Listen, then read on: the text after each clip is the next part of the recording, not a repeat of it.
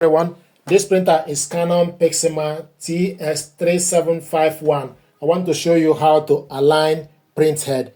What you need to do is you need to select this button to number 4.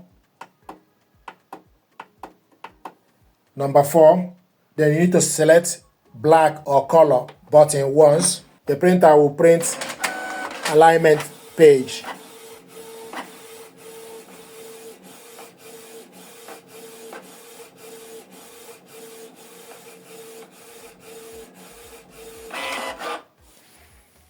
So this is the document, this is the alignment printed out.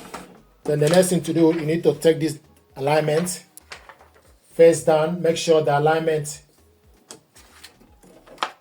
make sure this part, this black point, start from the top left, then close it, then select black or color. The printer will scan the document.